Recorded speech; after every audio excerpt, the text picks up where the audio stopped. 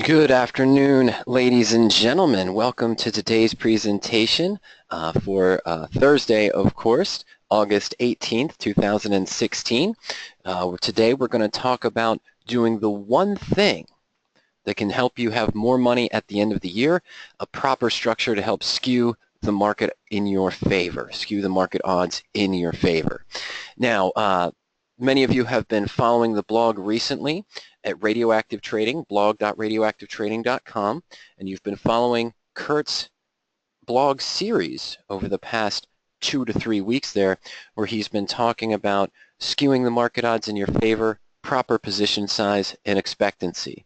Well, today I have the pleasure of presenting in Kurt's absence. My name is Mike Chupka. I'm the Director of Education here at Power Options.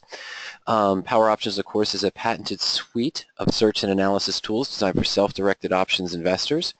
We've been partnered up with RadioActive Trading and Kurt Frankenberg for about the past 9 years, and myself and Ernie Zarenner, the president and founder of Power Options, have been trading what we're going to show you today over that time. I've been trading it personally with about 50 to 60% of my trading capital. Okay, well, what are we talking about and what are we going to cover today? Well, we're going to talk about identifying the main problem that investors face. We're also going to talk about why that problem has not been solved. And we're going to take a look at what we do as a solution to get rid of the problems that face investors. And then we're going to show you some real-world examples, some real-world comparisons, and some real-world adjustments, or what we call income methods, that can be done on our protected position today. Okay, well, before I want to go any further, I just want to ask one thing in light of course, identifying the main problem. I want to know what you feel is the biggest problem with investing. Do you feel that you need to do a better job picking the underlying securities? Do you feel that you need better timing with your entries and exits on the position?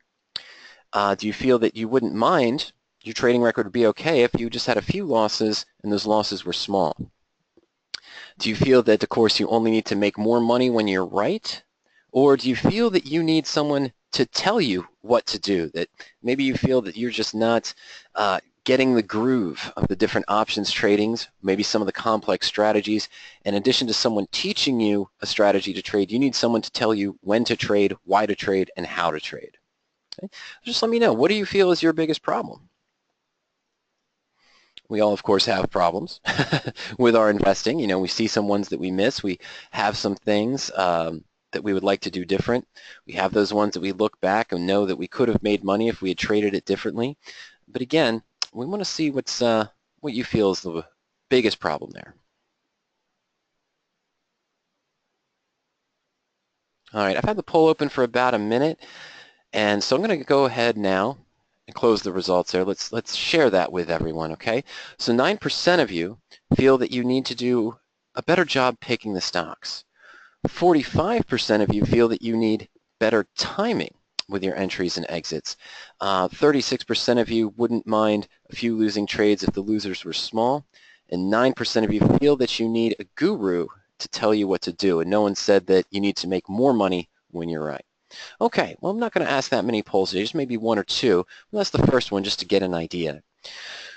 The problem that we face as investors, whether it is related to picking the stocks, the better timing, of course, smaller losses, or even if you're trying to follow a guru who is going to have strings of winners and losers, we just don't know the future. Okay? If we knew the future, it would already be priced into the stocks.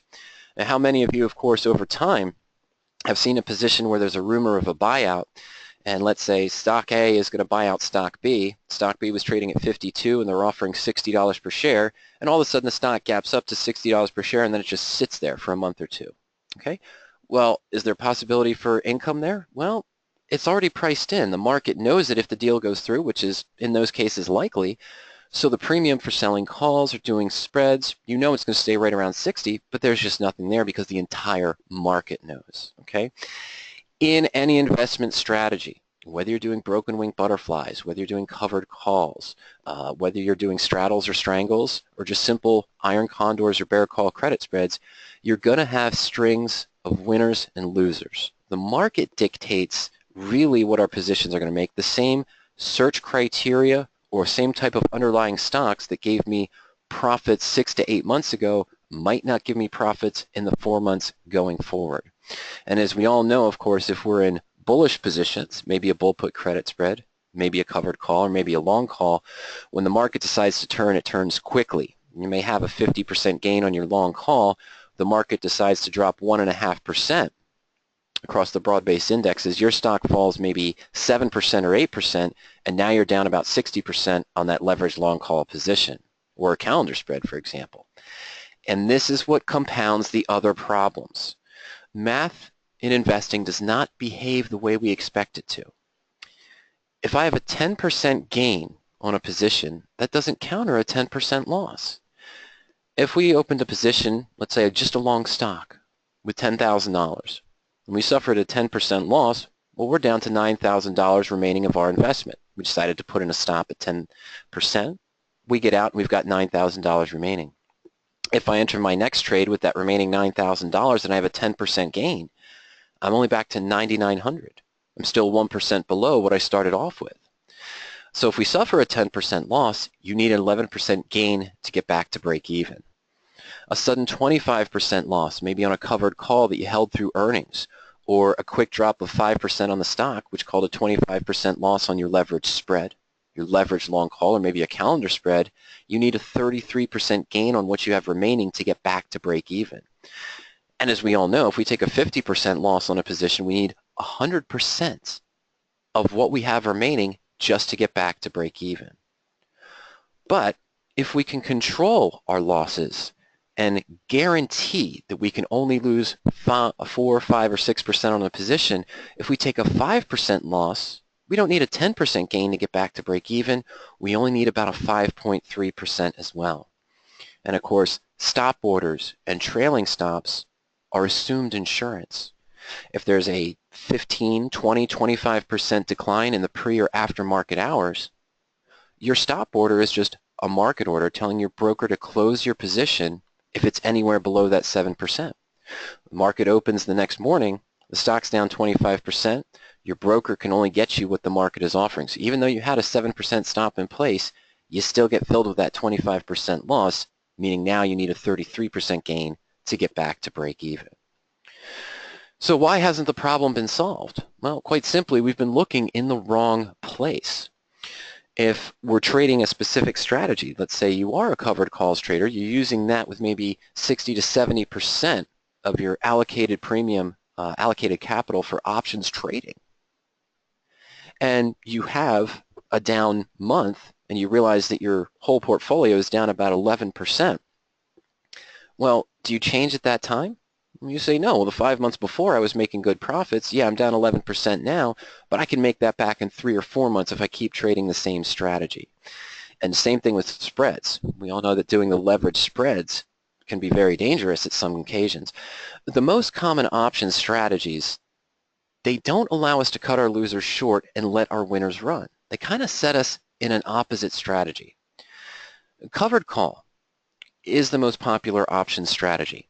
It's taught by a lot of brokers and a lot of gurus as the safest thing to do. Why? Because it is the most popular option strategy, because new investors who maybe have traded stocks or maybe traded mutual funds, when they first apply to trade options, the brokers and the markets think, well, okay, they already have stock. Best way for them to generate premium and earn profit is to sell calls against that. Well, what this does is cap your upside, of course, and it leaves your downside open. You know, if you think about it, covered calls taught as a safe strategy is a risky proposition. You had a long stock position, and you were told that, hey, you can sell a premium that can make you 3%. You can generate 3% of income against your stock for a 30-day time period. At the same time, you're going to give yourself 5% downside protection. Well, that still means even with a stop order, you're risking 95% of what you were investing in the long stock itself. You haven't really canceled the risk too much. Now, we all know most stocks don't go bankrupt. Most stocks don't go to zero. But as we showed before, even a 15, 25% loss or 33% loss can require you to have a need for a large gain just to get back to break even. Long term, you look at this strategy, it's the same as the cash secured naked put, they're parity trades of one another. The setup cuts your losers short. If you have a stock that gains 10%, well, without paying more money into the position, to go buy to close the call, cancel the obligation, and roll to a higher strike price, which is adding money into the position, you missed out. You didn't get that 10% gain. You maybe only made 2 or 3%. But if the stock drops 10%, you're still maybe losing 7 or 8% depending on what you got for the premium. Now, spread trades are also very popular. Later on, when you can reapply for approval at your broker, if you just applied to trade options, they give you approval for level 1 for covered calls and maybe buying calls and buying puts. And then you apply later after you have more trades under your belt, you get level 2 or level 3 trading, and now you can do bear call credit spreads, bull put credit spreads, or maybe iron condors. The advantage of the spreads is that you have a dialed-in loss. If I enter a bear call spread by, let's say, selling a 50 strike call on a stock trading at around $48 or so, so we sell a 50 strike call up here, and we buy a 52.5 call here, we know that the most we can lose is the difference in the strike price. If the stock gapped up to 55, we have to cover this 250, and we maybe kept the 30 or 40 cent net credit, so really we're only losing 210 or maybe 220. But with that relationship, if I collected 40 cents and I'm risking 210, that's a 5-to-1 risk-reward ratio. Even if this spread had an 80% probability of success, if I'm taking a 5-to-1 risk-reward ratio and I open 5 positions, if 4 of them worked out, but 1 of them went against me for the full loss, I was right 80% of the time, and I came out of the month at break even, or at a little bit of loss once you factor in commissions. Okay, that's the downside that's not talked about with covered calls and with spread trades, with the potential for only putting up $2.50 per contract, or $250 for one contract, instead of buying the stock and doing a covered call where you may outlay $5,000 for 100 shares. Well, we're only putting up $250. But the leverage works both ways. It is considered safer, but you don't know the future, and setting up any position with this kind of risk-reward ratio can come back to haunt you long term. If we were bearish because we think the market was oversold, and it just turned out that it kept going up and I had 3 losses out of the 5, I'm going to be at near a 70-80% loss of what I invested that month in those 5 spreads, and that is a dangerous game. Well, let's see this work out mathematically. We're going to link over to the trade simulator tool at RadioActiveTrading.com. We're going to run a few scenarios, and Kurt showed this in the blog if you've been following along with it for the last 3 series, but it's always good to show some examples. We go to RadioActiveTrading.com, and let's click on the Resources tab here up at the top, and that's going to take us to 2 resources. You can get a 2-week free trial of Power Options, of course. We'll see Power Options tools in about 25-30 minutes, but we want to talk about the Trade Simulator tool. What this tool is going to do for us, it's going to simulate a win-loss ratio of what we could expect over time with a particular trading strategy. Now, the default here shows me a target return on my positions of 10%. So we're going to put in a strategy where let's just take long stocks. If I buy a stock right now, I'm going to set a stop order at 10%. My trading plan is if it moves up 10%, I'm going to close the position, and I'm going to set a stop order at 10% loss. So if the stock falls 10%, I'm going to close it. Well, flip a coin, right? We just go in and we buy 10 stocks, for example, flip a coin for a win-loss ratio. Let's say our probability of gain is 50%. And we're going to start off with $10,000. Okay, well, let's say we invest 50% into each trade. So each time I open a trade, we'll open 2 positions, allocating $5,000 into each there. All right. Now down below, we have a track record. And what this shows us is what our account would look like with a strings of winners and losers. So our first trade, we flip a coin. Heads we win, we make 10%. Okay, so we only invested 50% of that 10,000. We made 10%. So our account moved on the first win from 10,000 up to 10,500. Flip a coin again and we have a loss, and now we have a second loss, and then we have a win, and so on and so forth. Well, if we had more winners and losers right 58% of the time, and we're wrong 42%, we might have a drawdown at one point of about 12%. But over time, we can almost double our money after 100 trades. We see you need to be right more often than wrong. If you're right 55% of the time, okay, strings of winners and losers have a decent track record as well. Let's see here. But if you're wrong, naturally this is what you'd expect. If you're wrong more often than right, you could see as much as a 40% drawdown on your position, and even though at one point it looked like you had a winning track record, you end up about 28% down. Okay, let's try to get a 50-50 real quick. Okay, here's one that's 50-50, even being right 51% of the time. Making 10% when you're right, losing 10% when you're wrong.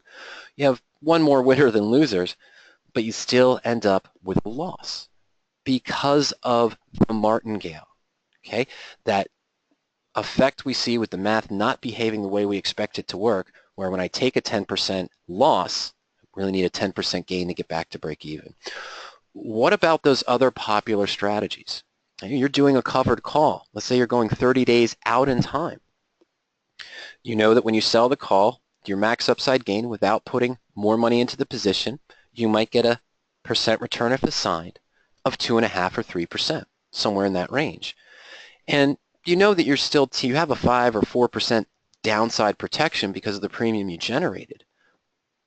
But you know that you're still at risk for about 95, 96% of what you invest in the stocks. You're going to use a stop order, and you're going to get out maybe around the lines of what Bill O'Neill from Investors Business Daily suggests of around 7 or 8%.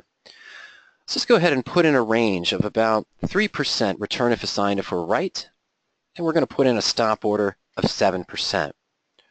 Okay, so let's go ahead and, well, how about that? We're right more often than wrong, just barely, but we're seeing almost a 63% drawdown in our account. Okay, more losers than winners, you're really far behind. Okay, so this isn't getting it done. Even, let's try to get back to that 58 winners. Here's one with 57 winners, 43 losers. You're right more often than wrong, but where are you? You're down about 50%. Okay, so we need to be right more often than wrong. 9% of you answered that poll. You said you need a better method of picking stocks. And even 45% of you maybe better timing of getting out. So let's set that up to where, even with a covered call strategy, let's say we're right about 65% of the time. All right. Oh, I'm sorry. Probability of loss at 35%. I always reverse that. My apologies. Let's get that right. There we go. Okay. How about this? A portfolio over time, covered call portfolio, 100 transactions, flipping the coin 100 times. You make 3%, you take your return and get assigned when you're right. You keep your losses at 7%, assuming you didn't have any gap downs. You even got filled at the 7% stop every time. You're right almost 70% of the time. 69% of the time, you win.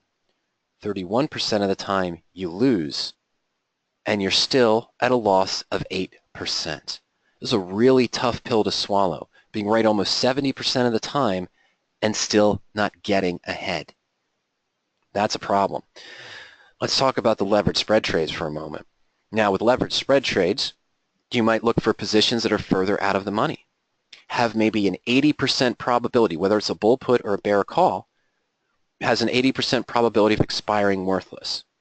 Now, if you're going to that range, which is what I do with some of my spreads with about 15% of my trading capital. I look at spreads on the broad-based ETFs and indexes, and I look around that 75-80% probability. But long term, that's all you're doing in your portfolio because you like the idea of leverage, you like putting less money into the position.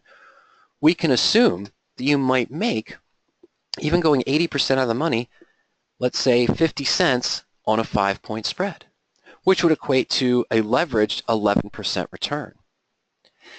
Now, you run the risk on the spread, of course. Spread I just mentioned, taking in 50 cents on a 5-point risk. All right, so we make 50 cents, and we have a 5-point spread, which really means our risk is 450, regardless of what happens. Even if I take the full loss and I have to close the position for the 5-point difference on a bear call or bull put credit spread, I keep the 50 cents. So the most I can lose is 450. But that's a 9-to-1 risk-reward ratio. We're probably going to try to manage the position before it gets too far away from us. Okay, there's management techniques you can use in spread trading as well as any other strategy. So let's say that you are diligent and you only take a $2.25 loss on the spread. Okay, you don't take the full, but you limit it to 50%. So we're going to take our target return, we're going to leave that at 11%. We're even going to narrow this down and say we only lose 50% of what we invested in the spread. And our probability of loss is only 20% because we're looking for positions that have an 80% probability or higher. Does this make you disgusted if you're trading spreads? Look at this. You're right 78% of the time. You're only losing 225 and you're looking to make 11%. Well, 11%, about 50% losers on the investment. You invest $5,000, you'd be doing 10 contracts, right? If I had a 5-point spread, we invested 50% of our 10,000 capital, but we only took a loss of 225 or 250 there.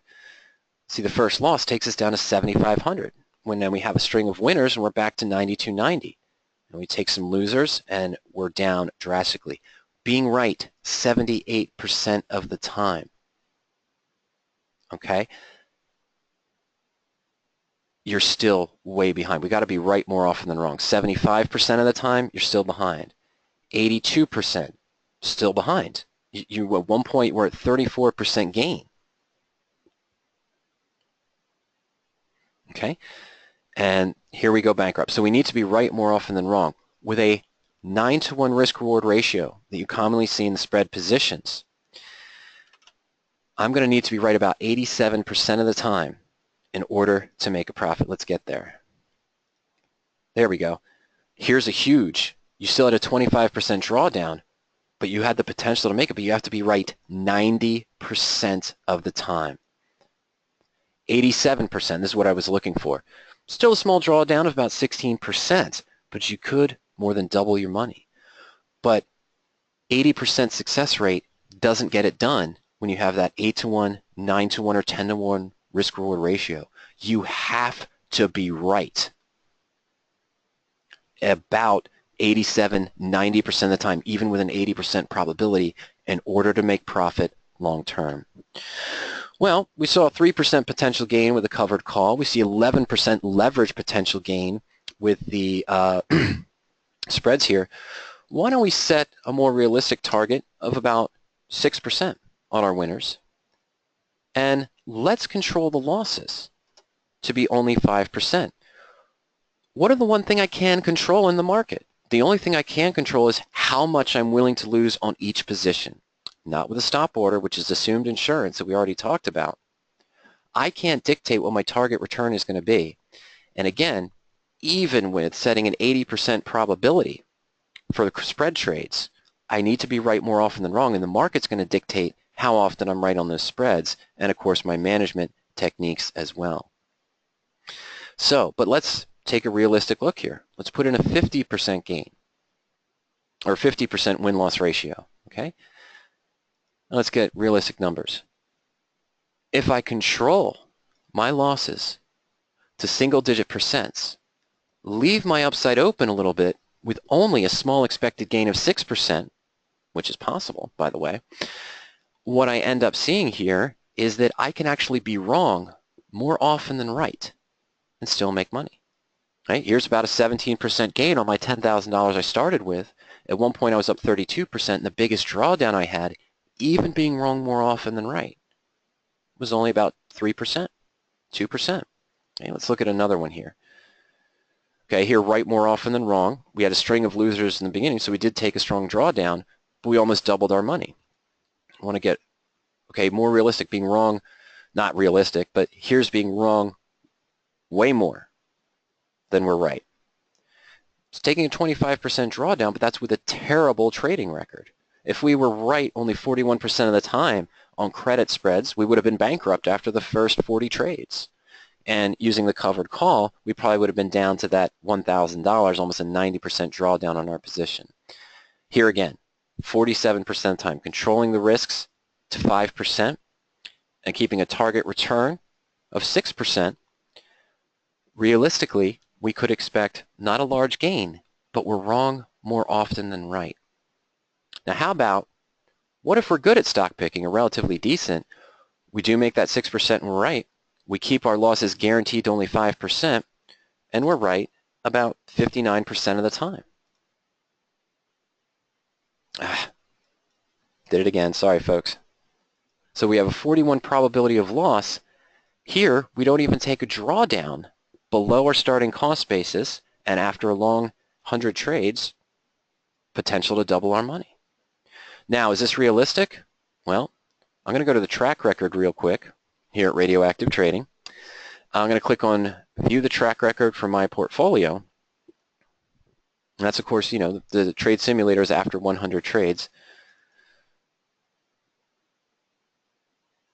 What we see here is that my real trades in RadioActive Trading, I make about 7.1% when I'm right, lose about 4.7% when I'm wrong, and I'm right about 60% of the time. So over 100 trades, which I'm not at yet, even after trading about 7 years with radioactive trading techniques, I'm probably at about 40 total trades, okay? But long term, you might not even see a drawdown that much at all due to the account size. And these are my actual radioactive trades. This is my actual performance. 45 positions, 27% winners, 18 losers, so 60 to 40 ratio, 7.1% average on the winners, 4.7 average on the losers, and you can see how that would work out in the trade simulator tool. Those are my real trades that I've placed in Fidelity and at Options Express. Those are the only trades I post at RadioActive Trading for Fusion subscribers. And this is what I've seen with my track record. And this is why I still allocate 50 to 60% of my trading capital. Because after doing a year and a half to almost 2 years of covered calls, year and a half of cash secured naked puts, about a year, 3 months of trading credit spreads, this is the only strategy that even over a time period when I was wrong more often than right, I was still able to make money. That's the only strategy that allows you to do it. I can't simulate that, Frank. Frank says, what would happen if you added 100 shares after each loss and subtracted 100 shares after each win? I'll have to think about how you could use the simulator to do that, but there's no function on it that would allow you to simulate when you have a gain taking off 100 shares, starting off with 500 shares, taking off 100 shares, adding 100 shares, and so on and so forth as you cycle through wins and losers. I don't have a way to do that. All right, now let's go back here. Is it possible to guarantee risk in that fashion? Absolutely. That's what we do here at RadioActive Trading. Our solution, when we open a position, we're going to open shares of stock like you would with a covered call, and then we're going to buy a put option done in a unique method that Kurt developed about 12 years ago to guarantee that we cannot lose more than 4 to 6% or so on any position. Even if the stock falls 25%, we still have a dialed-in, guaranteed limited risk. Now, your broker and some other free websites out there are going to teach you that the married put or protective put is taught as buying stock. I might buy stock today at 50, but then I have to buy an out-of-the-money near-term put for a cheap value. So I might buy a 45 put for September and only pay 80 cents. Well, that's not the correct way to do it. That doesn't put time value in your favor. The stock would need to fall to 45, which is already a 10% loss before the insurance kicks in.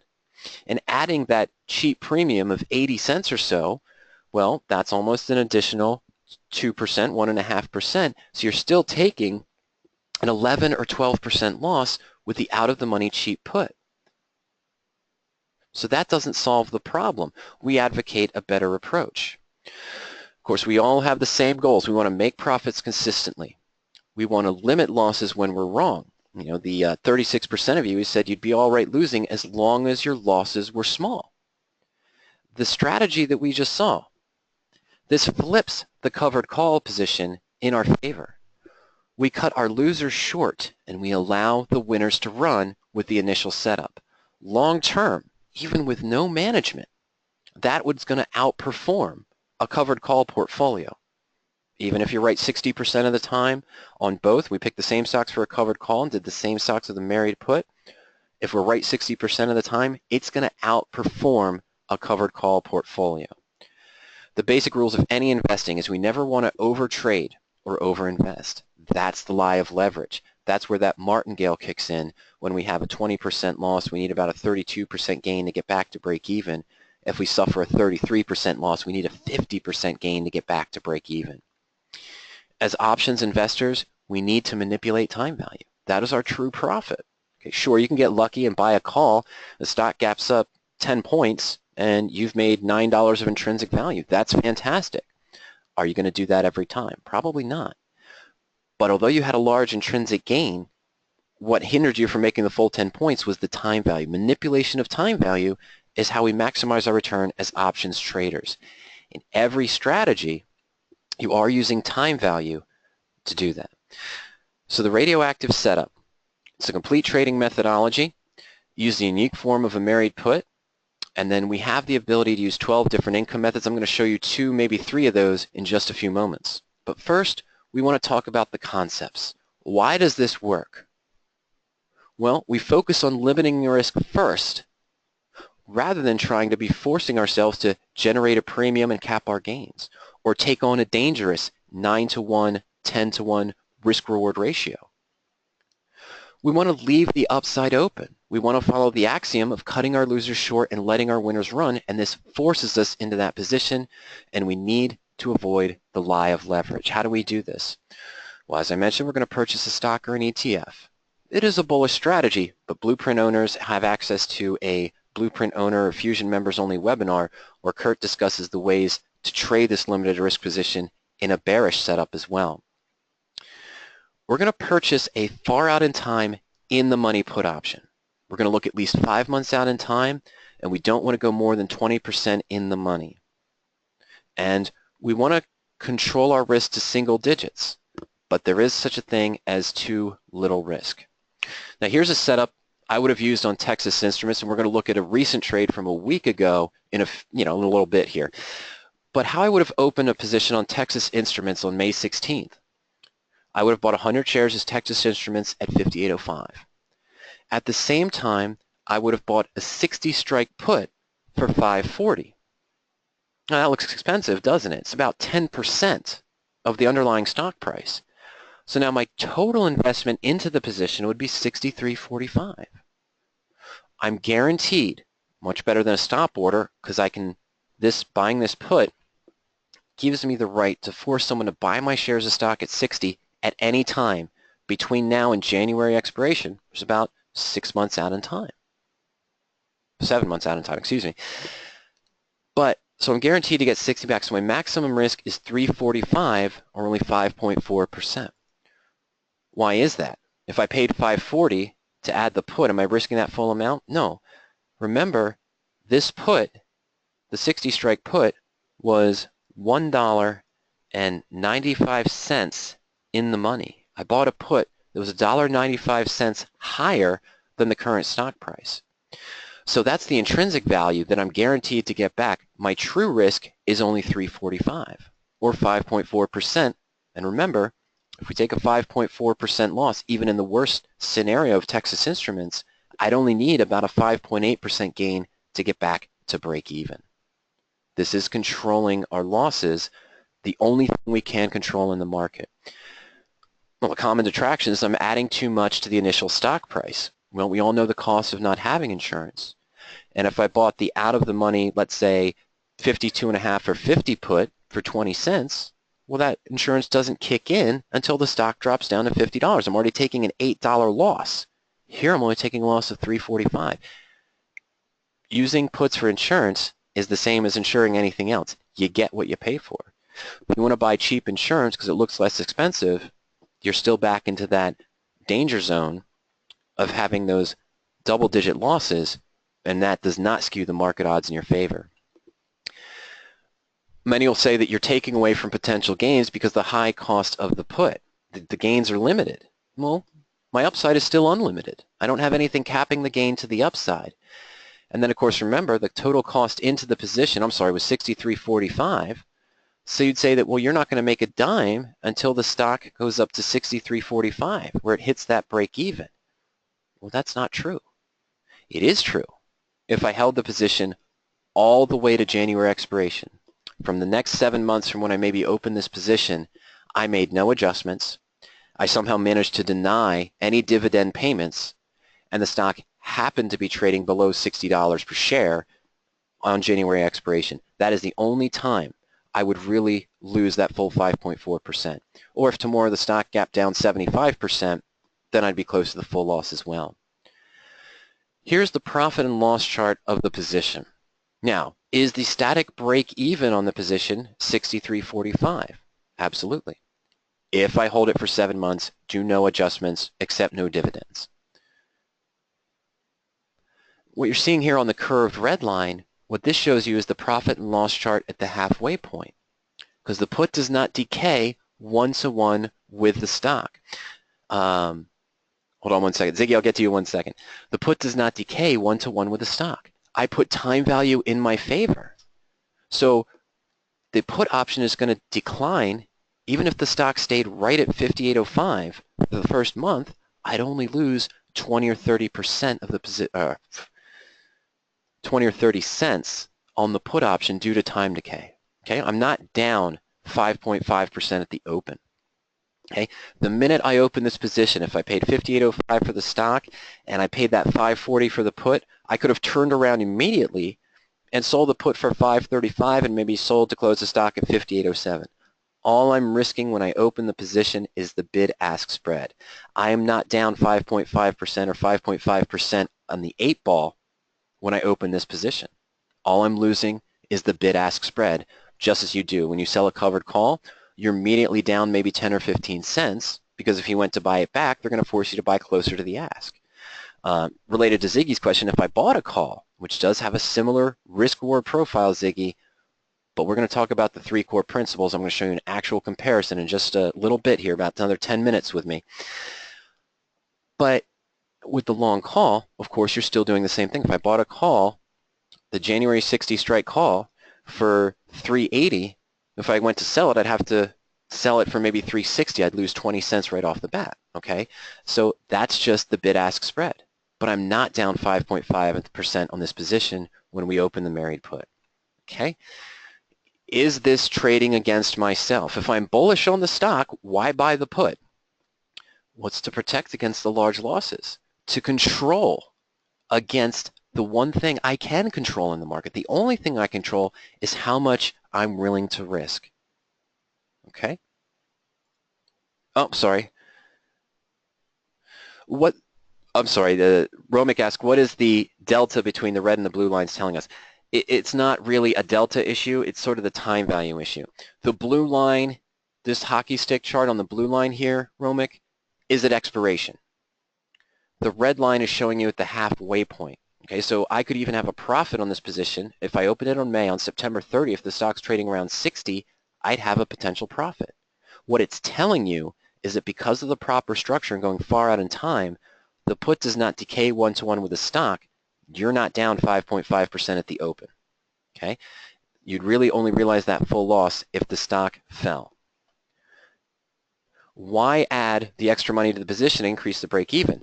Kind of what we just said here, the break-even is only important in expiration. That's really the only time you realize the full loss. And they'd say, well, if the stock did move up, on the profit and loss chart, we saw the stock trading at 60, wouldn't a covered call or spread do better? Well, maybe in one case. We've already shown with the trade simulator tool how those strategies do not work as you expect over time, unless in the covered call strategy you're right almost 70% of the time on a consistent basis. Or the spread trade, you need to be right almost 87% or 90% of the time, even if you're opening positions with an 80% probability. Okay, that's how the math works.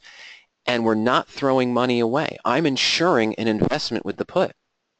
Okay, it's not trading against myself, it's ensuring a large investment. But the put is its own asset. It can be manipulated over time. As the stock moves up and down, the time value, believe it or not, or the extrinsic value, is going to increase as the stock moves up. I can manipulate that in my favor, and we're going to show that in just a moment. And Daryl just asked, if I'm long a call, it's in the money, does buying a put work as well? Not exactly. Okay, doing the in the money long strangle position, that's a conversation I've had in other webinars, the 3 core principles in trade comparison, and we're going to take a look at that, Daryl, in just a moment. Okay, but when you do the in-the-money long strangle, you're not so much protecting the long call. You are if the stock falls, but you're entering into a position that's delta opposed, not delta neutral, okay? And not delta in your favor. So you need a much larger move in one direction or the other to profit as well. Oh, absolutely. Ziggy says if the stock pays a dividend, are we allowed to collect them? Yep. The put doesn't negate the dividend at all. About 20% of the radioactive trades in my portfolio, so about I have, I think, 5 or 6 positions open right now, radioactive trades. 20% of those, about 2 of those, are dividend-paying stocks. Some of my most successful radioactive trades over time have been on low volatility dividend-paying stocks, such as Johnson & Johnson, Kraft, Texas Instruments paid a little dividend as well. All right. So I'm first going to talk very quickly. I'm going to go through this very quickly. We're going to talk about the 3 core principles, not necessarily of radioactive trading, but of any strategy you're doing. You need to follow these 3 core principles in order to be successful. What we're going to review is those 3 core principles and then show you, well, it's going to be obvious, how the initial married put setup forces us to follow these 3 core principles without having to do any extra allocation. The initial setup, what does it do? The 3 core principles, forcing an ideal size trade. If you've been following the blogs recently at RadioActive Trading, you've seen Kurt talk about proper position sizing and how that affects expectancy of profit. By purchasing the stock and the put option, we are forced not to overtrade or overinvest. Risks are limited to single-digit amounts. Ziggy, related to you, and not just you, I'm sorry, I'm not pointing you out individually, but the common detraction we talk about in that trade comparison, I'll give everyone the link to that later on if you want to review it. The difference, the married put and the long call have a same risk-reward profile, but they are not parity trades to themselves. Why? Because the married put, the radioactive trade, forces us into an ideal-sized trade because we're buying the stock and buying the put. Trying to mimic that same profit and loss chart using less money and buying a call, when you buy a call, you're risking 100% of what you invested in the position. Let me pause for a moment and go back to that initial setup. And I'll just review this real quick here. All right. Now let's say that at the same time, Ziggy, instead of, you saw me open this married put on May 16th. We are going to look at a real-world example of this in just a minute or 2. 5 minutes. But let's say you wanted to buy the January 60 put, and at the time the price was $3.80. Be around the same time value of the call, or of the put here. Not the intrinsic value, but the time value. So you'd have a profit and loss chart that looked very similar. Now let's say you and I both have $10,000 of free capital. I open a married put where I'm forced to pay $6,345 for 100 shares. I'm risking 345 of that, which is less than 0.3, or is about 0.35% of the $10,000, okay? But it's 5.4%. But if our total portfolio value was $100,000 and we had the $10,000 of free capital to invest here, this would be less than 0.35 of my total portfolio value. Okay, so you say Mike did this. I'm just going to buy one contract of the put at $3.80. You spend $380. You're risking 100% of the $3.80. I'm risking $345. So monetarily, we're kind of the same. But you still have $9,620 of free capital remaining to invest. Are you really only going to trade one call? Now, you're probably going to buy 3 or 4 calls, take it up to about a $1,000 investment. So you still have $9,000, let's say, remaining. Then you're going to buy 5 calls of stock XYZ, 5 calls of stock 1, 2, 3, and so forth. Okay? So now, maybe you have 6 long call positions where you've invested $6,300 into those 6 positions.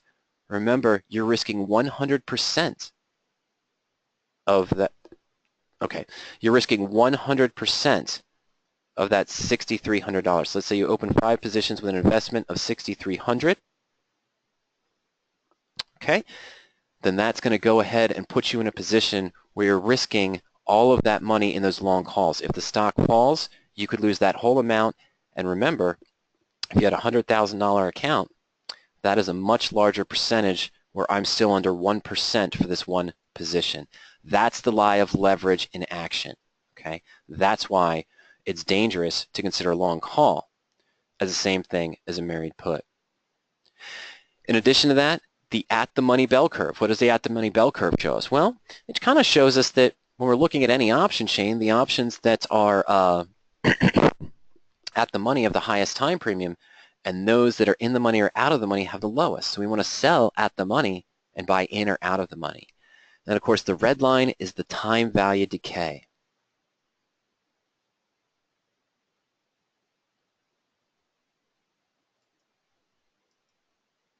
All right, I'm sorry here. I just wanted to get this question, and I'm going to handle this question right now. Paul, you and I need to have a phone conversation because we've had some emails back and forth, and I've never experienced this, honestly. So what Paul says is you've successfully made 1,000 arguments in various webinars in the money married puts is the best strategy. One key problem is that for many, if not most of the attractive stocks, options 6 months out are often thinly traded with large bid-ask spreads. I don't typically see that. I see bid-ask spreads on positions I open of less than 40 or 50 cents, even if it's up to $1. That's very manageable. Every position I enter is done at midpoint. I'm always getting filled at midpoint. Okay, so we're lucky to be filled at the ask price. That's not been my experience in 8 years of trading. Okay, this results in potential losses over 5% if the option is very efficient and market makers never lose money, so the issue is finding affordable puts for the right stocks. How do you handle this long term to make this a repeatable strategy?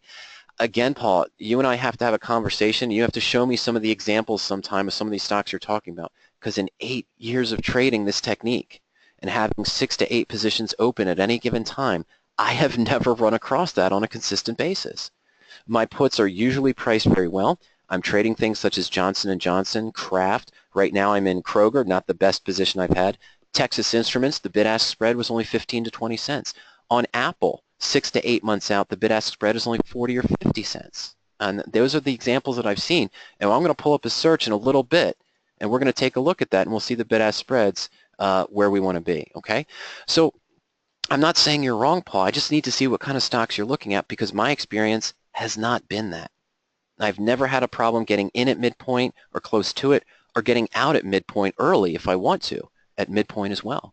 I've never experienced that with the 47 trades we saw that I've had over the past 7 years. Okay. So let's review. I'm going to go through this very quickly, okay? And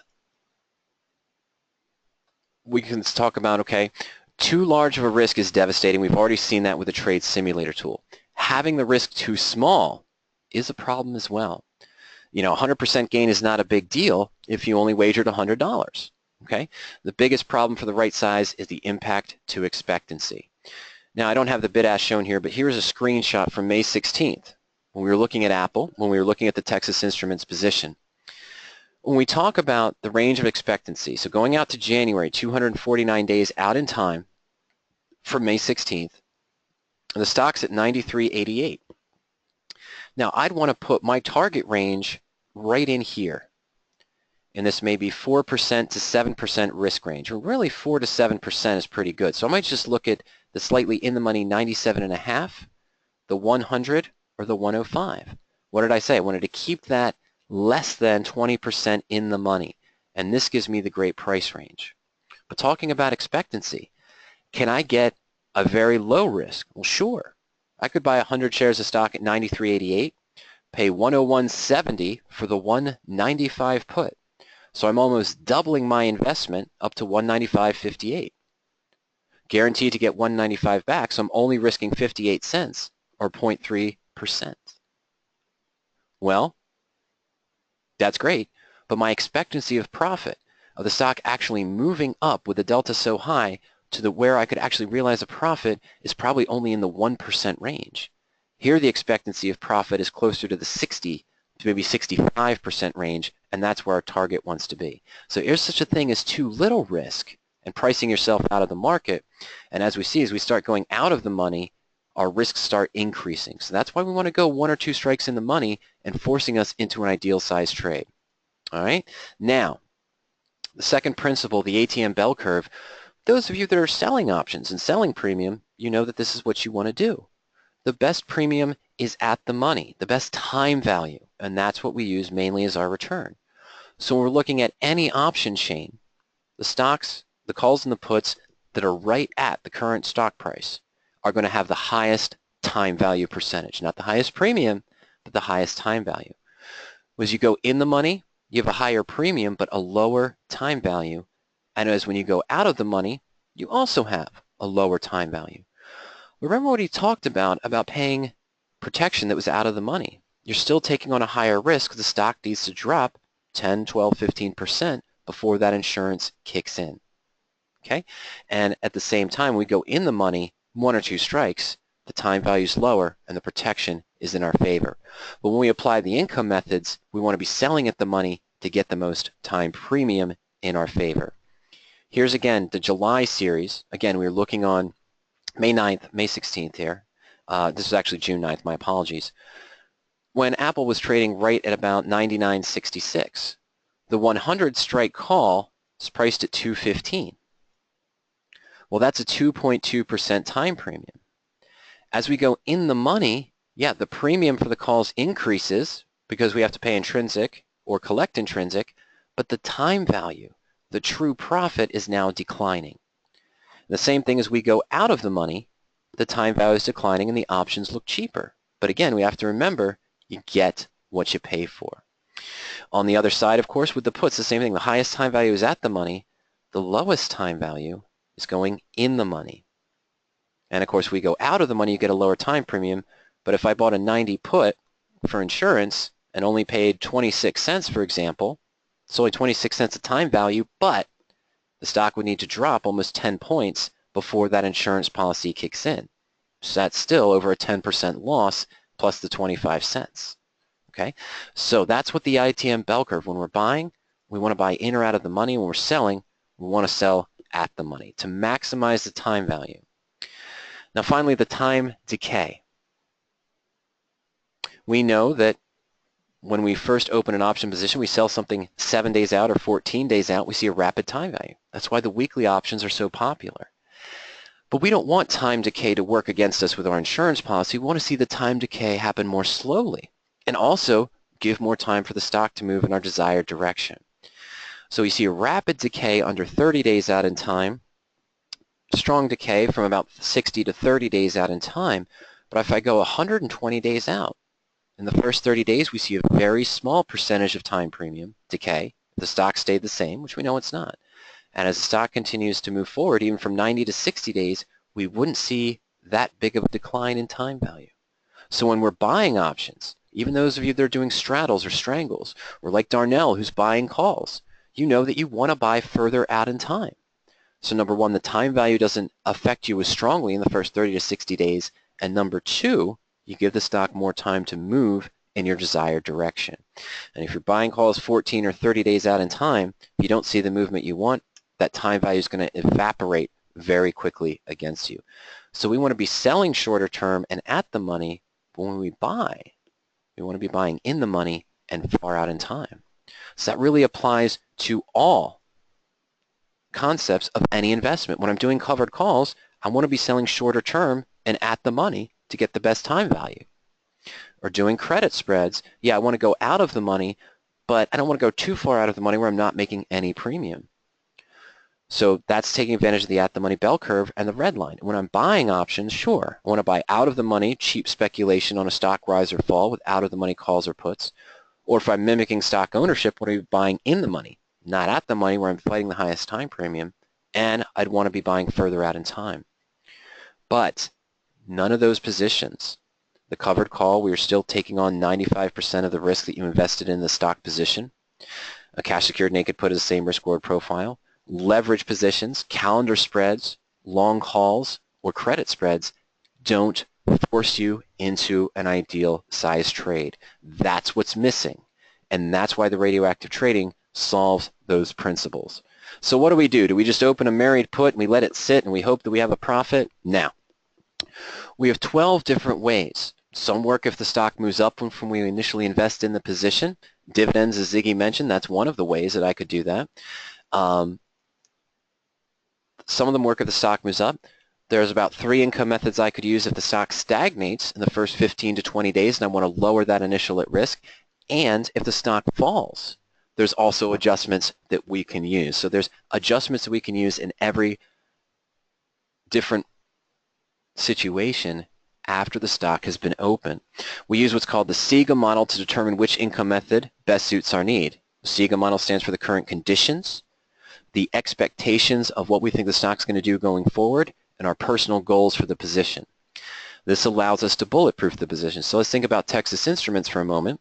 If I open that position here initially with that $3.45 or 5.4% at risk, and then maybe I sell a call, maybe I do another income method and generate a premium, I'm going to close the gap. I'm going to reduce that 5.4% risk to maybe only 2.6. Maybe in the first month. What does that mean? It means I still have 6.5 months to go, but I've already canceled half of my risk. And then as we move further on, we can potentially cancel all of that risk to where we're completely bulletproof, still have unlimited upside profit potential, and no chance for loss. Okay? How about that? You know, no chance for a loss, bulletproof position, 2 of mine are bulletproof right now, still have unlimited upside profit potential going forward. Does that skew the market odds in your favor? Yeah, actually it can't be calculated because you have no chance for a loss. You're dividing by 0 essentially in that probability of losing as well. All right, now I just want to know this, just real quick. Think about what I just showed you in the long review of the 3 core principles there, why radioactive trading is the only strategy that solves that completely, with the at-the-money bell curve, with the red line putting the time decay in your favor, and also forcing an ideal size trade.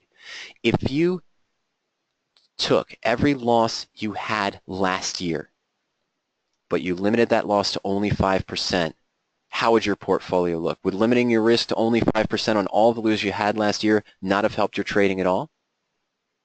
Would you have lost last year, but you wouldn't have lost as much if you limited every risk to 5%?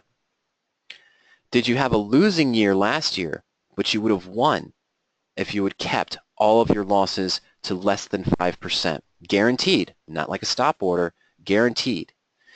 And maybe did you do well last year, but would have done better had your losses, all of your losses, been less than 5% or more? All right, I've had the poll open for about a minute. I'm going to leave it open for another 10-15 seconds. If you haven't voted yet, I encourage you to do so.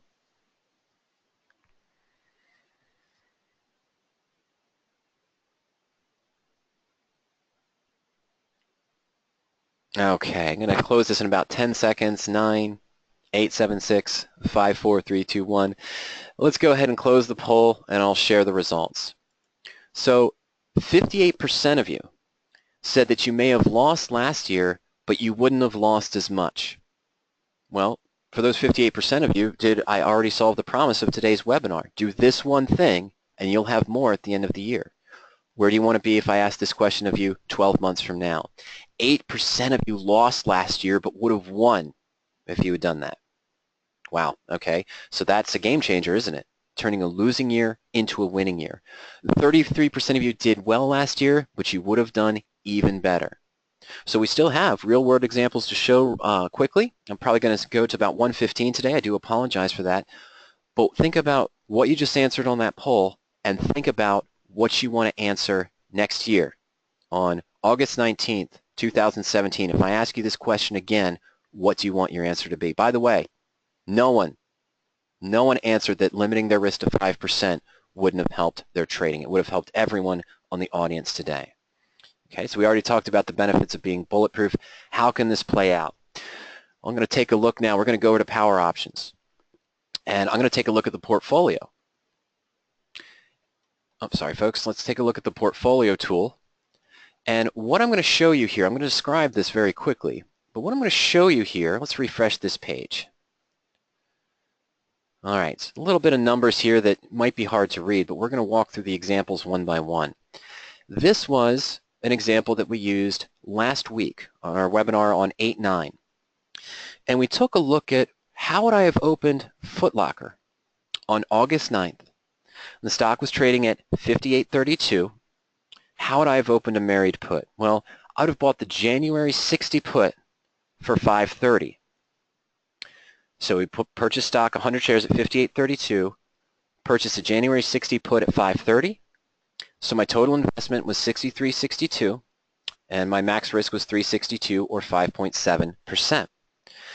What we're looking at here, the profit and loss chart, the blue hockey stick graph would be the profit and loss at expiration. Is my break even 63.62? Why, yes, it is. If I hold the position all the way to January expiration, did no adjustments on my position, and didn't take any dividends, I would need the stock to be trading at 63.62. But here's that curved red line at the halfway point on November 4th, excuse me. Notice here that if the stock is at 60, we only have a loss of $67. Of course, the stock's at 66, we're going to have a high profit. But let's go to 10 days from now. Let's go to the 29th, and let's say the stock's trading at 61.29. What would our position look like? With just being in maybe the first 20 days of the trade, if the stock's trading at 60, we'd expect a profit of $45.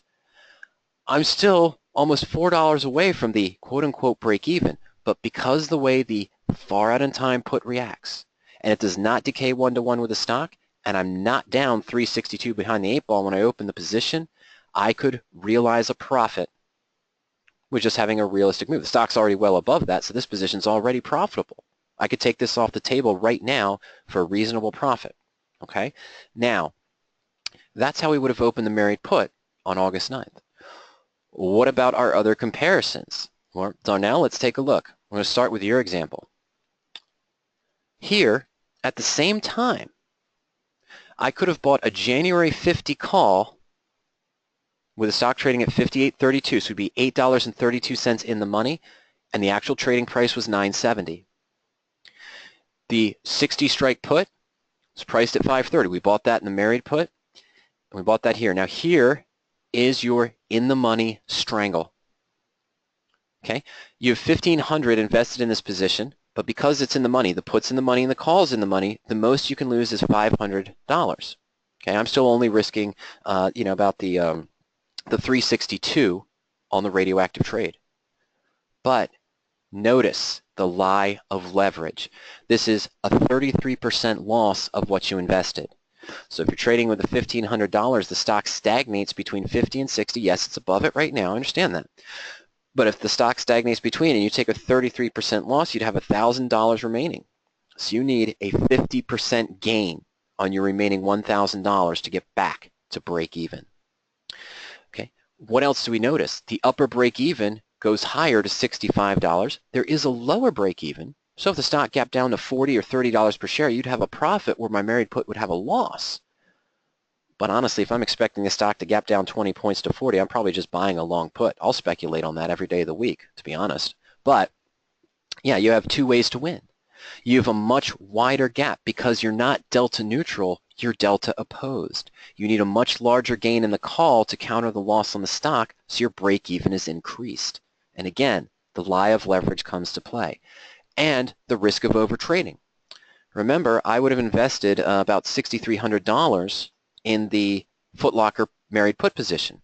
Well, let's say you had the same about $6,000 to invest, and you decided to take 4 contracts of this in-the-money long strangle. You invested $6,000, and you're risking $2,000. Okay, so you're risking almost 3 times more than I am by using leverage. And again, you're risking 100% of this $2,000. Okay, that's the lie of leverage. That's why the in-the-money long strangle doesn't protect you as well with a long call, because you're still paying into time premium. There's still some time premium there, and it's not going to perform. Now, let's take a look at this real quick before we look at the other examples.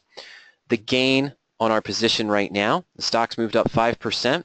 We've got about a 2% gain on the married put. We have a monetary gain of 132. You're in the money long strangle. The call's gained 220, but you've lost 165 on the put. So the gain on this call, this in the money long strangle, is only $55. Monetarily, it's half of what I'm making on the married put. Is it bigger percentage-wise? Yes. But if the stock had fallen 5%, you'd be looking at close to a 10 or 15% loss on this position. I'd still only be at close to about a 1% loss on the married put play. That's the lie of leverage in action. That's why we don't advocate doing the in-the-money long strangle as a substitute, because it's not the same trade. It falls in the lie of leverage. It does not force an ideal size trade. Would this in-the-money long strangle follow the other two core principles? Yeah. I mean, we used the radioactive decay line. We went out to January to put that time in our favor. At the same time, we bought in-the-money options to pay for the lower time premium. We only have a $500 risk, but that does not force us into an ideal size trade. All right, so for Ziggy, what about just the long call? Well, we've got a really good profit on the long call. Okay, the stock moved up as we expected. The long call for Foot Locker at the time would have been $3.55. Actually, it was about 7 cents lower than the maximum risk on the married put in real time. We did this on the webinar in real time in real market conditions. So remember, the married put, again, was a loss of $3.62, which equated to 5.4%. Okay, the long call, same call, out of the money 60 strike call was $3.55. So it was 7 cents lower cost basis. The stock has moved up as we expected, so we do have a profit on the long call. Is this then a parity trade to the married put? No, it's not, because it does not force an ideal size trade. What we're forced into with the married put by buying the stock and buying a put, this does not do that. And this is nothing against you, Ziggy, at all, because when I was in my first trading days, I did the same thing. I overtraded. Well, I've got $4,400 of free capital, and I've got a call here at $3.55. I see Kurt open a married put over here that he paid $6,000 to get into that I can't afford, so I'm going to mimic that by just buying the call. But I got $4,400 to invest. You know, instead of just buying one call, why don't I go ahead and buy two? And now I've got about a $710 risk, leaving me with about $3,700 of free capital. But you know what? I've been watching this other stock, let's call it Silver Wheaton, and it looks really good. So let me buy 5 20 strike calls on Silver Wheaton for $1. So now I've got another 500 in those Silver Wheaton calls. And you know what? Texas Instruments still looking good. I think they might have another good run here. The stock's up about close to 70. So let me buy some of those 70 calls here, or 75 strike calls, maybe out of the money. Let me buy 5 of them at, again, another maybe $2, so I've got $1,000 invested. This is what a portfolio looks like of a long call trader. We are no longer at parity. Of the $6,362 I've invested in Foot Locker, I'm only risking $362 or 5.4%. If I had $10,000 of free capital at that time, okay, so I would have done 100 shares and one put. If you had $10,000 of free capital, saw me enter this trade, you probably were going to buy 2 or 3 calls here, 5 calls of another stock, maybe 10 calls of another stock. Well, now, just here alone, you're risking $2,200. If the market has a decline in the next 10 or 15 days, the oversold, it pulls back, and again, let's say the markets drop 1.5% one day, SPX, NDX, you'd see your stocks drop close to 8%. That's going to equate to looking at your calls at a 20 or 30% loss. I'm only going to be at potentially a 2% loss in that scenario. Okay? The lie of leverage. You're not forcing yourself into an ideal size trade. The true parity to a married put, by the way, if I did open the 100 shares of Foot Locker, bought that January 60 put and invested $6,362, the only way a long call is a parity trade to that married put position is if you bought one January 60 call at $3.55 and you left $6,000 on hold in your account and made no other trades with that $6,000, did not buy any calls on other stocks. That is the only true parity trade, because now we're both only risking $355 of roughly a $6,360 invested. You don't touch this, you leave it alone. Now you can tell me that we're at parity to our portfolios and to our account. The minute you start buying more contracts and using leverage, and then you buy other calls or puts with your remaining money, you can't say that we're at parity anymore, because you're risking close to 10, 12% of your total portfolio value. I'm probably only risking 1 or 1.5% of my total portfolio value, even if that hits the full loss. Okay, that's why they're not parity trades, because it doesn't force you into an ideal size trade. All right. And also here's what I want to show you. We also simulated this by opening a calendar call spread rather than, the in the money long strangle, and a calendar put spread to maybe get into the stock early. Well, what's interesting, let's talk about the calendar put very quickly. We've got about 5 minutes left here. Look at the profit and loss chart. So the calendar put, this is one of the other 3 trading comparisons that we use. Investors want to know that, well, instead of buying the put and buying the stock, aren't you going to be better off if you buy the put that you would, my January 60 put, and then sell and at the money put, hoping to get into the stock at a discounted price? So with the stock, remember, it was about 58.05 when we opened this position. I could have bought the put I was hoping to and then sold the 57.5 put for 105. Well, now the true cost of my insurance is only 425. So if I get put the stock at 57.50, I'm probably only going to have a risk of 1.5 or 2%. I'm going to be doing much better than you could with the married put trade. That's not how it works, right? I entered a position, I researched and entered a position where I was neutral to bullish or bullish on the stock over the next 30 days, okay, 20 to 30 days. The stock moved up as I expected, where the married put is showing a larger monetary gain over the long call and over the in the money long strangle. Your idea of getting into the stock at a discount is actually putting you at a loss. Remember earlier when I asked, is the married put trading against myself? No, it's not. It's insuring the position. It's guaranteeing insurance and having 12 different ways to adjust it. If you're bullish on a position and looking to get in the stock at a lower cost, you just traded against yourself by this calendar put spread.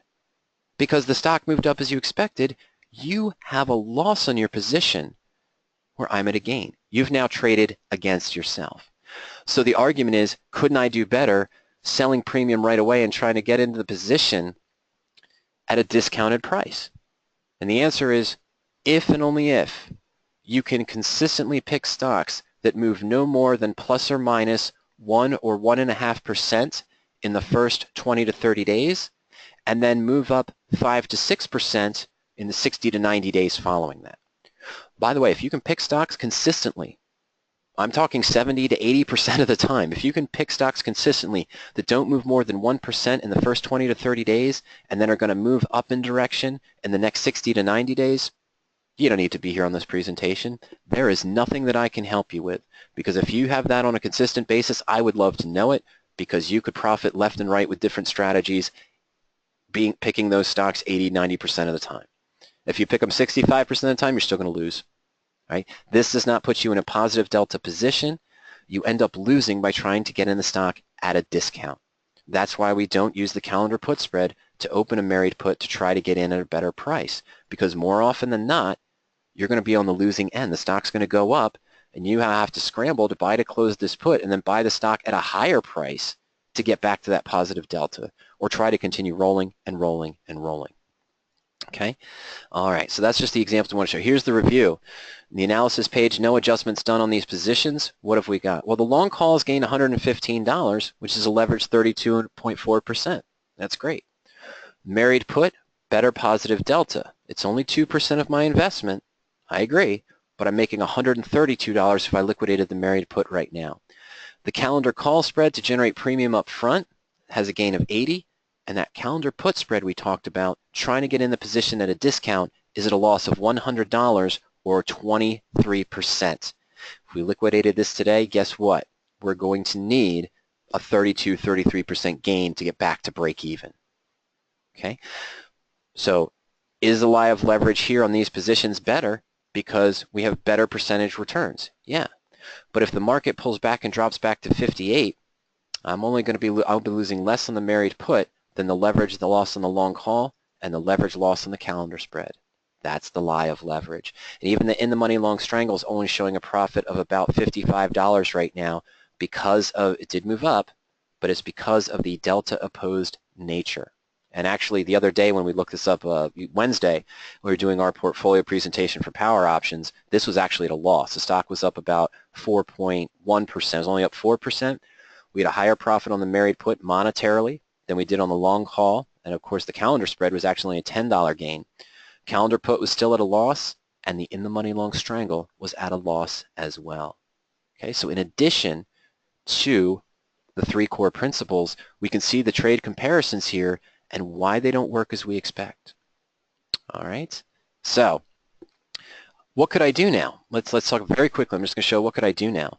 With some of the different income methods available, Foot Locker is now moved up. Let's go to the profit and loss chart. We talked about manipulating time value. Remember, when I bought this put on August 9th, if I bought this put on August 9th, the time value was $3.62. It was an in-the-money put option. We paid $5.30, but only $3.62 was the time premium. Let's take a look now. January puts, 60, 340 to 390, 50-cent bid-ask spread. I'd likely get 365. Why is that interesting? Because my put's now out of the money. Okay, I'm $1.24 out of the money on my 60 strike put. But the time value hasn't changed. The extrinsic value has not changed. In fact, it swelled up a little bit, only 3 cents here, but it did swell up. Why did that happen? Remember the at the money bell curve. It's exaggerated, but we bought the put slightly in the money here at 60 when the stock was trading at 58.05, okay? And that gave us a cost of $5.30, but the 362 was just the time premium. Now, as the stock moves up to 60, here's our at-the-money bell curve. Okay, so the time value is still at 365. The highest time premium right now is probably at the 60 strike option. So even though time has passed, 12 days or so, 10 days, excuse me, the time value has gone up. The extrinsic value has gone up. Did we lose intrinsic value? Remember, we paid $5.30 for it. So when we got the stock, I'm sorry, it was at 58.05, we showed. But when we bought the stock here, 58.32, this put option was, roughly that dollar or so in the money. The 60 strike put employee was about $1.70 in the money. So the 362 was a time premium and $1.70 was intrinsic. Stock's trading at 61.24. I've gained much more on the stock, which I own, than I've lost intrinsically on the put because of the time value swell. So how can I manipulate that in my favor? Well, what do we want to do? When we're buying puts, we want to sell at the money. We saw that, and we want to buy in the money. So how about an adjustment here? I mean, this is an income method. I'm going to show you an income method done at a debit, which can probably cut my risk by 50%. What if we sold to close our January 60 put right now for $365? Okay, well, that's going to take my cost basis in the position down to $59.97. I would just have sort of a long stock that's not protected at $59.97, and the stock's at $61.24, so I got about $1.25 gain. But now, what do we do when we buy? Well, we want to buy in the money and far out in time. So how about I roll this by selling to close the 60 put, buying to open the 65. Let's call a midpoint of 625 here. Okay, so what have I done? I've paid a debit on this transaction, haven't I? I sold to close my original put for $365. I bought to open this new put at $625. So I'm paying a debit of about $260. But I'm gaining a $5 higher payout. Okay, so even though I added a debit in the position, I'm guaranteeing myself a reduction in risk. My risk now is only 122 or 1.8%. Oh, combine that with something else? Sure. The stock has moved up. This is income method number 4, by the way. It's rolling the put up in price. There's rules to follow. You want to make sure that you get the right debit to difference in strike price ratio when you're doing this adjustment, and you want to cancel your risk. How about that? 10 days in, I've reduced my risk already from 5.4% to 1.8%. Can I do better? Absolutely. The simplest thing investors want to see is, well, when I open that married put, when I bought the stock at 58.05 or 58.32 and bought the 60 put, shouldn't I have sold the 60 call right away? Let's clear this out. Let's go to September. On that day, when the stock was trading, by the way, at 58.05, we could have sold the 60 call for September for around $1.15. All right. Now, would I have done this? No. look at that profit and loss chart. Does this match what I want to see? If I'm expecting the stock to move up 3 to 5% or even 4 to 6% in the first 20 to 30 days, selling the call right away is trading against yourself after you've entered the married put. You want to leave it alone and let the stock move up. Did you reduce your risk? Yes, but you've also given yourself 2 ways to lose. And you're back to this capping your gain at only 2%.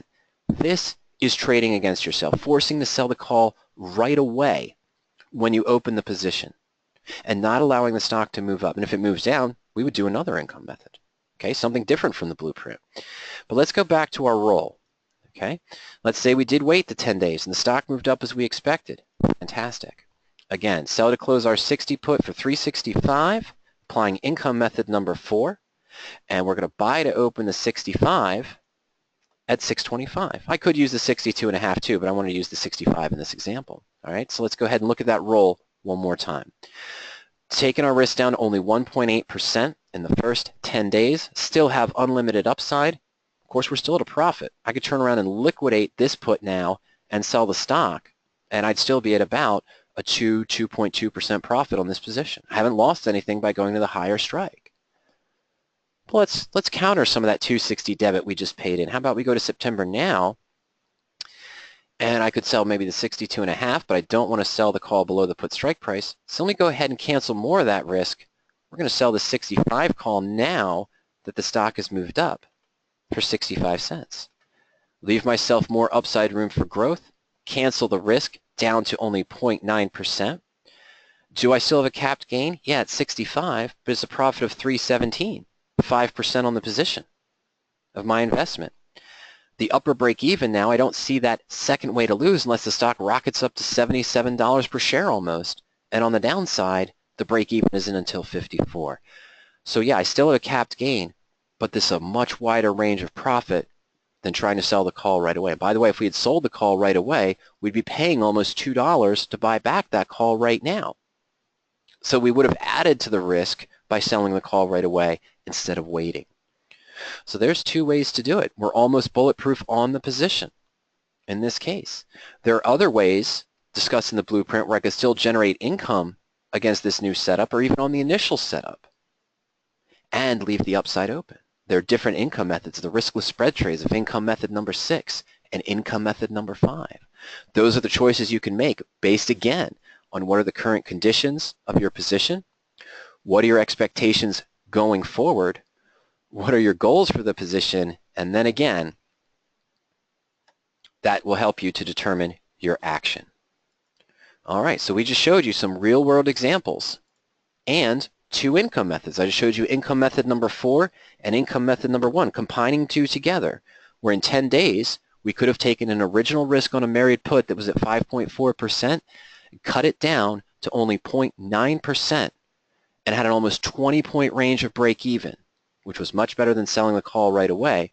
And by the way, we showed how the married put already, without doing an adjustment, has a higher monetary return. Not percentage-wise, of course. I understand that, but that's the lie of leverage. We had a higher monetary return than the married put over that in-the-money long strangle using leverage, higher monetary return over the long call, which was using leverage as well. Higher monetary return over the calendar call spread, which is getting close to a second way to lose, by the way, if the stock continues to move up, and how that calendar put, trying to get into the stock at a discount by selling the put up front and then buying the same in-the-money put we would have used for the radioactive trade, is actually at a loss of almost 23%. And we know where that ends up. So where can you learn the proper setup and all 12 income methods? Well, that's only available at the blueprint. Okay? I'm going to send everyone a link right now. You can go to radioactivetrading.com. No, it can't spell. There we go. Trading.com/IRIDIUM. And radioactivetrading.com/iridium. That's where you can see the special offer for the blueprint right now. The blueprint is a full text, 250 pages. It walks you through the details of the proper setup that we kind of reviewed today a little bit, but it goes more in depth. Why do we need to set up the put with going less than 15 or 20% in the money and further out in time? What are the proper setups to look for? That's all discussed in the blueprint. Okay. You also have the full description when and how to use the 12 different income methods for if the stock moves up when you first open the position, the stock falls after you've opened the position, or it stagnates a little bit. Maybe your sentiment has changed. There's a special chapter on combining income methods. We saw one of those today. We not only did income method number 4 to show how we could reduce our risk by more than 50% of what we started with, take it down to 1.8%, but then we combined it with another income method, which took our risk down to 0.9% and gave us a 20-point range of an upper and lower break even. Okay, and there's also several appendices, including the chart reading discussion and the income method decision table.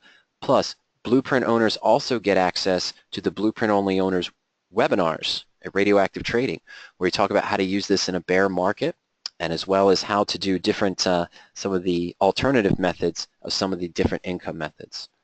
Wow, sorry, my computer was just going weird there. There's that link again, spelled wrong.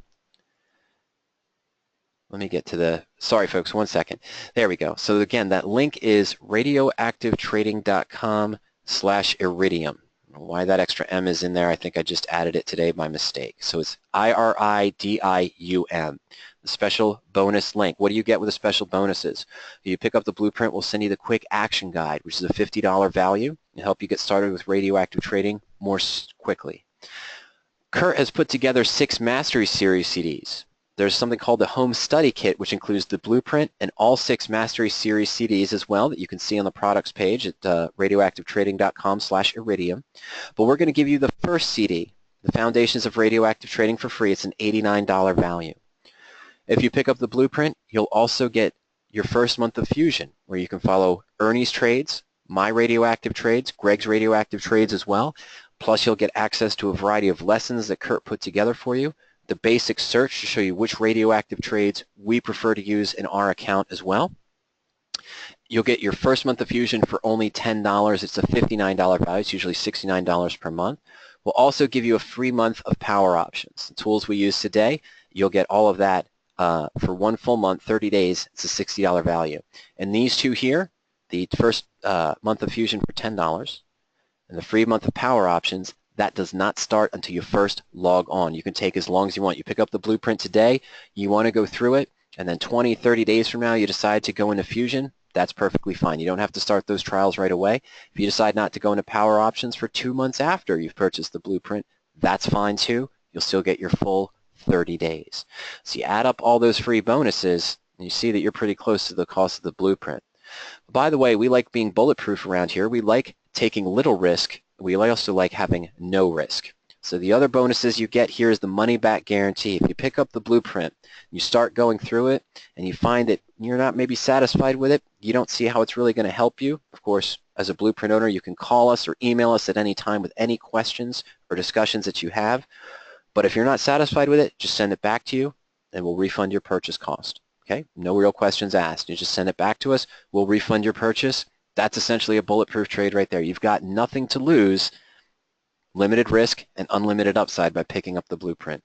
You'll also get the members-only archived webinars and white papers, an invitation to other members-only webinars coming up. Now, the most recent one I did was the summary of the 12 different income methods. That's available in the archive for blueprint owners. We'll also have another blueprint owners only webinar coming up beginning of September, probably after Labor Day as well. All right, so you know what to do next? Well, I'll post this webinar probably around 5 p.m. Eastern Time. You can go to radioactivetrading.com and click the free webinars link if you want to review the material. But pick up the blueprint and the home study kit. It's no risk to you. It is a money-back guarantee. And if you think of any questions later on, remember, you can send me an email to any time to support@radioactivetrading.com, or you can call the office at 302-992-7971 as well. And I think for next week, next week I'm going to have to spend some time on Tuesday, and even before that, I'm going to set up a presentation there for Paul to talk about lower price positions. And while I'm here real quick, there we go. Let's see here. There we go. Now, the married puts that I prefer to enter, of course, are if I go to the power options and I go to married put and I go to search, we have the default settings set here for radioactive sorting by earnings per share growth. See positions such as Barrett Gold, 2105, by the January 22 put for 310.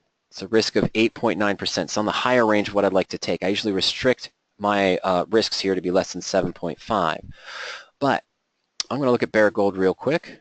Let me just go to the option research tool here.